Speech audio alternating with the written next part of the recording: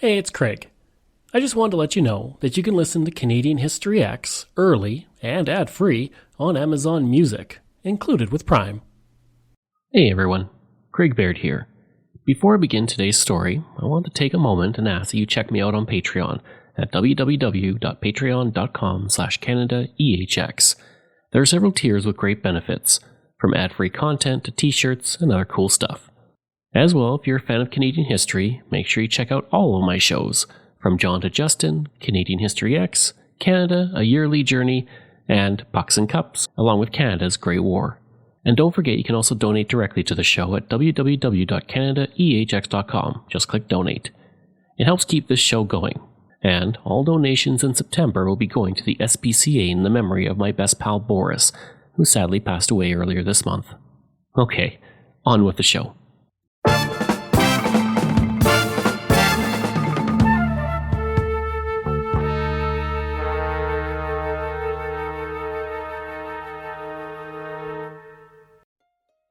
When training camp finished, it was only a couple of days before the Canadians and Soviets got down to their first game. Throughout Canada, as we saw in the last episode, there was the high expectation that Canada would dominate the Soviets and easily win. As the first game approached, the Russians stated that they were impressed by the members of the team. Alexander Maltsev would say in particular that Yvon Cournoyer, Stan Mikita, and Phil Esposito impressed him. He would add he was disappointed that Bobby Hull and Bobby Orr were not playing. He would say, quote, "It would be an honor to play against them because both are considered the stars of pro hockey. They are great sportsmen," end quote. Yuri Lebedev would say, quote, "They're really good. They're as good as I thought they'd be, just as I had imagined," end quote. Overall, the Russians were described as having a relaxed confidence with no panic or feeling that their team must win. One player would say, quote, "We just want to play a good level of ice hockey just to show that all the talks leading up to the series were not in vain, that they were fruitful. After the games, all will be quite clear. Only then will it be possible to make comparisons," end quote. Team Canada itself was ready. Bobby Clarke would say, quote, "I am proud that as a pro hockey player, I've been given the opportunity to play for something more than money. There's so much more at stake here. We're representing our country and finally getting the chance to prove that we are what we believe, the best hockey players in the world," end quote. Brad Park would say, quote, "There are other things you're playing for in this. You'll find out the guys you had feuds with are great, that what you've been fighting about has just been part of the game and doesn't extend off the ice," end quote. Prior to the game, Canada was a favorite to win the first game by a spread of 2.5 goals. Anyone who bet $6 would need Canada to win by 3 goals in order to win $5. Bobby Orr would show up prior to the first game and the Russian players began to swarm around him, asking him for autographs. Orr found the entire incident funny and gladly signed autographs for the Russian players. On September 2nd, 1972, Game 1 was held in Montreal in front of 18,818 fans. From the beginning, it was clear there were going to be issues. The Soviets, for example, refused to reveal their lineup until they saw the lineup of Team Canada, which was opposite what would usually be done for a visiting team. Eventually, the official scorer for the Montreal Forum had to go and demand the lineup from the Soviets in their dressing room. The puck would be dropped by Prime Minister Pierre Trudeau, who was joined in the stands by former Prime Minister Lester B. Pearson. Now, the representative of the Soviet delegation, Mr. Georgy Regulsky, will join Mr. Pierre Elliott Trudeau, Prime Minister of Canada, and Mr. Charles A., President of Hockey Canada.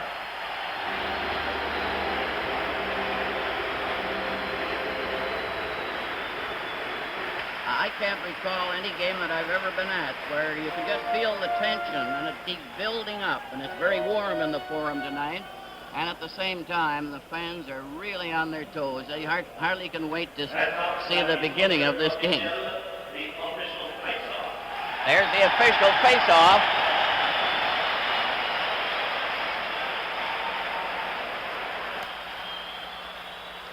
As is the custom in international hockey, you'll see that they all skate towards each other and exchange a little pennant and a crest.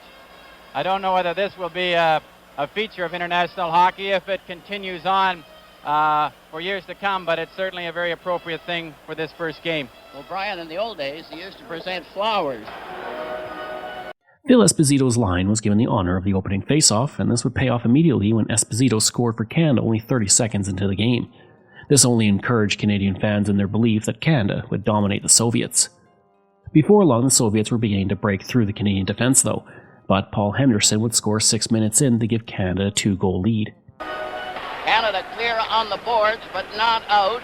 It's Bergman coming up now with a pass to center ice.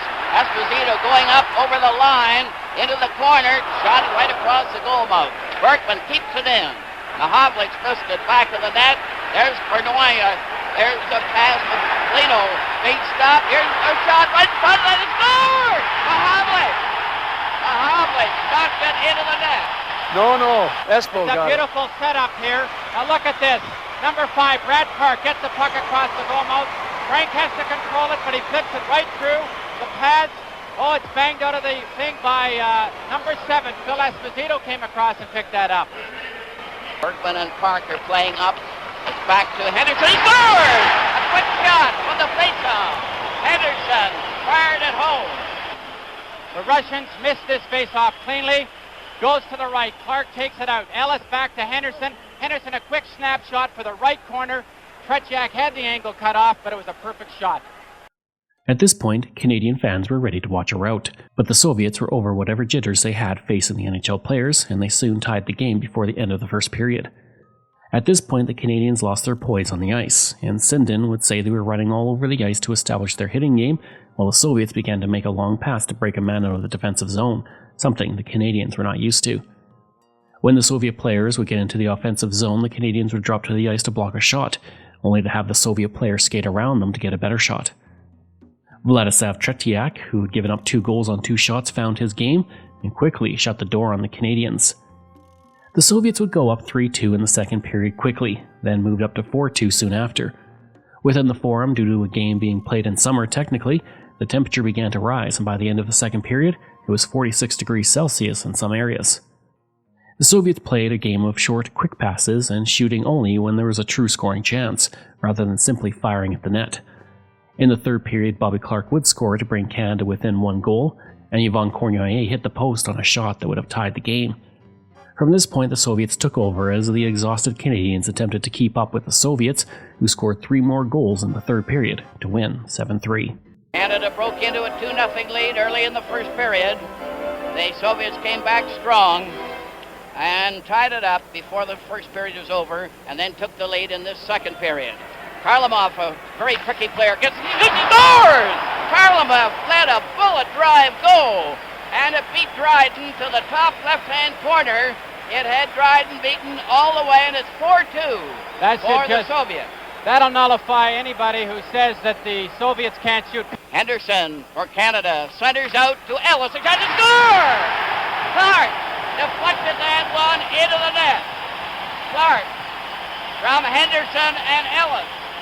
Bernoyer had a quick shot from the face-off there and just missed by 2 inches. Bernoyer gets it back to Mahavlich. They're really battling. A pass goes astray. Blinov comes right back for the Soviet. Passes to Mihailov, coming in on goal. Oh, he scores! Mihailov went right in to score and give the Soviet a 5-3 lead. Puck rolls back into the Soviet zone. Vladiev deflected one off Shadman's stick. Yakushev got up over the line. Here they're closing in. Seaman gets right in. He scores! Seaman went rushing right in to Soviets leading 6-3 in a tremendous hockey game here. The first of a series that promises to be sensational. Now Lapointe goes up, getting in close, right in. And again, that Tretiak was steady and covered the angle. Down the left side for Zeman. Zeman, number 11, gets it back to Yakushev, who's knocked down. Puck is on the boards with Henderson losing it to Shadron. A roller right in front. They score! Yakushev cutting right in front to make it 7-3. When the game ended, Team Canada refused to shake the hands of the Soviets. The Montreal Star wrote, quote, "A funny thing happened at the Forum on Saturday night. Team Canada lost, and the score wasn't close." End quote. Back in Russia, though, the victory was celebrated as the Soviets drew first blood in the Summit Series. Harry Sinden would say, quote, "I was stunned by their performance. They beat us in almost every department. They outplayed us in goaltending, shooting, passing, and body checking, forechecking, back checking, and sportsmanship." End quote. Claude Ruel, a former coach of the Montreal Canadiens, said, quote, "They're always moving, never standing around. They headman the puck as well as anyone has ever done, and they always seem to be in the right place." End quote. Ken Dryden would say, quote, "We didn't play our game at all. After they tied it up, we started playing a panic type of hockey. Sometimes there were 5 men going for the puck at once." End quote. Bobby Clark would say, quote, "One game is worth at least 20 practices. When you're tired after 30 seconds in a scrimmage, you coast for a half a minute to regain your breath and then go again. In the games, you can't, not against these guys. You're beat in 30 seconds. That is it." End quote. Montreal Mayor Jean Drapeau would say, quote, "Hockey is like politics. It is a game of teamwork, and when a team doesn't play with team spirit and togetherness, that's the result. It is not because our players were not good. It's because maybe their physical condition was not as good as that of the Soviet players." End quote. Harold Ballard would lose $650 after he bet that Canada would win by 3 goals. Issues began to appear within the organization of the games and logistics around this time. One issue was that most veteran sports writers from across North America were forced to pay for their own seat, rather than having provided seats. As well, the Toronto hotel assigned to the Russians did not have rooms reserved for them when they arrived. The press was also barred from entering the dressing room at any time. The Windsor Star wrote, quote, "Why did our hockey's finest behave like spoiled brats in the concluding toils of Saturday's ignominious defeat? This writer is appalled and dismayed at the over-organized confusion and directionless leadership on the part of the people in charge of Team Canada and Hockey Canada." End quote. NHL President Clarence Campbell would say of the entire series that there would never again be a team organized as a group of all-stars on the international level again. He said, quote, "There is no way we're ever going to have an all-star team that plays together all the time as the Russians do now. I just can't visualize this type of all-star team being put together again." End quote. 2 days later, the second game of the Summit Series was played at Maple Leaf Gardens. Before the game, former Prime Minister Lester B. Pearson presented the Lester B. Pearson Trophy to Jean Ratelle. Howie Meeker would say what Team Canada need to do, stating, quote, "Team Canada has got to play the National Hockey League way. If they go out and they try to win 1-0, then they'll win 4-1, end quote. To prepare for the game, Coach Sinden scratched Ken Dryden, Rod Gilbert, Vic Hadfield, and several others. For Hadfield, the scratch hit hard as his hometown was Toronto. In all, 7 of the 17 players were switched to provide a more defensive lineup. Hitting the ice would be Serge Savard, Pat Stapleton, Bill White, Stan Mikita, Wayne Cashman, and Tony Esposito would be in net. Sinden said he made the changes to, quote, "Get the diggers into the game and grind the Russians down. We had went for speed and quickness in our first lineup, yet the Russians were still faster and quicker," end quote. Red Fisher with the Montreal Star wrote, quote, "Have the numbers 7 and 3, which is the score by which the Soviet nationals overwhelmed Team Canada, been gnawing at your innards for the last couple days? Try 9. 9, that's the number of changes Team Canada is putting on the ice in an attempt to turn around the embarrassment tonight," end quote. Even before the game, bookies still had Canada as a favorite, with the spread being 2 goals for Canada, a decline of only half a goal from the first game. Prior to the game, Prime Minister Lester B. Pearson would present the trophy that bared his name to Jean Ratelle. Ladies and gentlemen, I'm honored to be able to present this trophy, which bears my name, to a great hockey player and a very fine gentleman, Jean Ratelle.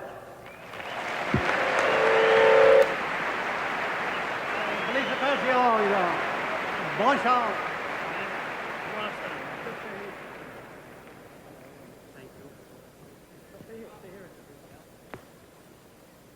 Mr. Pearson, ladies and gentlemen, it surely is a great honor for me to win this award, and I would like to thank all the players for voting for me, my teammates, and especially Roger Bear and Vic Hadfield for making it possible.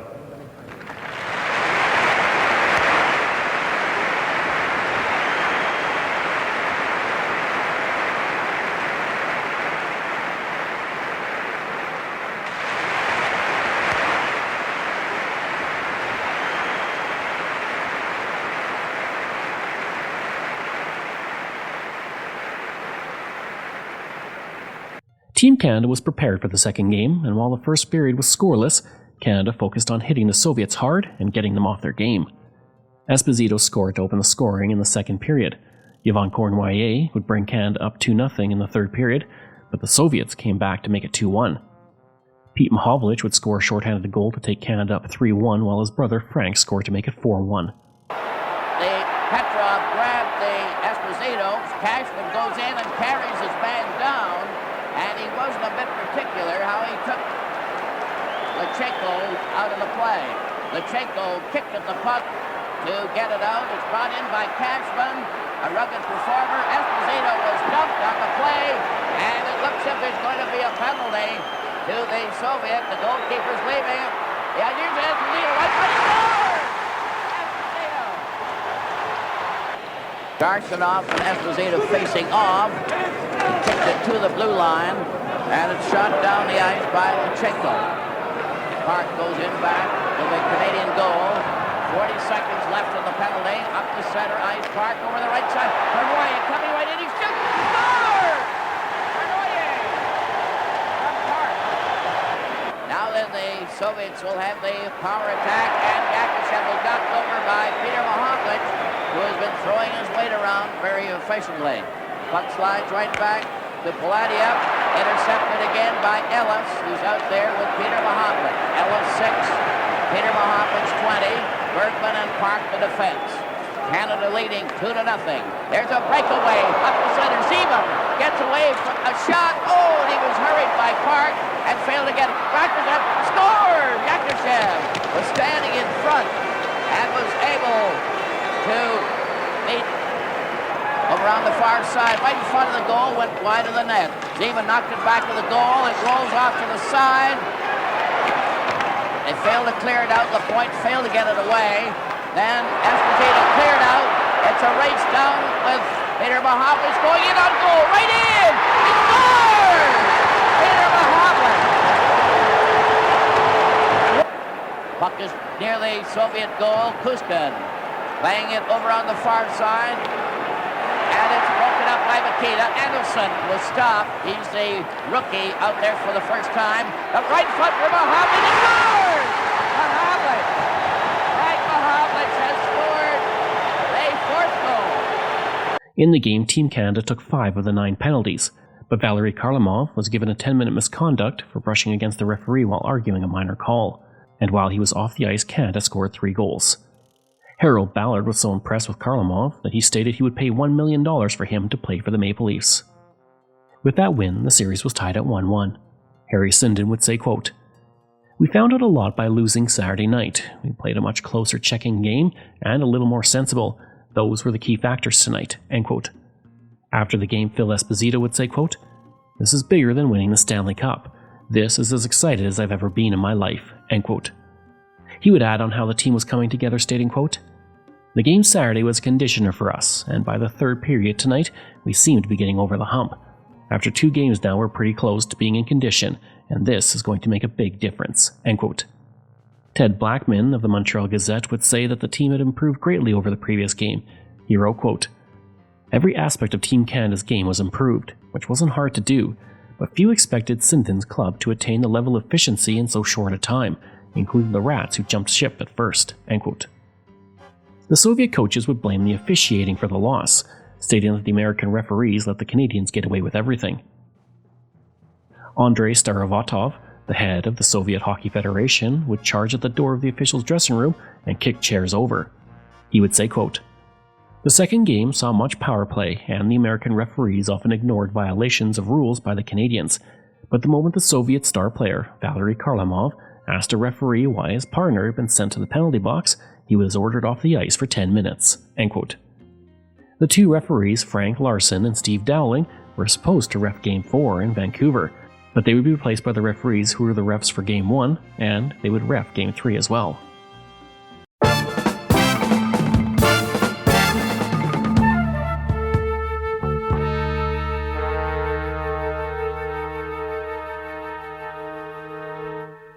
Thank you for joining me on Canadian History X. Information from Canadian Encyclopedia, Maclean's, NHL.com, Toronto Star, Wikipedia, Calgary Herald, and the Montreal Star. This show is researched, produced, and written by me, Craig Baird, with the help of producer Dila Velasquez. Audio design and production by Rob Johnson. If this is your first time listening and you like what you heard, please take a moment and give us a 5-star review to help others find these amazing stories, and there are so many for you to sink your teeth into. And we love hearing from you, so if you have a show topic you want me to cover, email me at craig@canadaehx.com. And don't forget to stop by my website and social media. I've included all of those in my show notes. Until next time, I'm Craig Baird, and this is Canadian History X.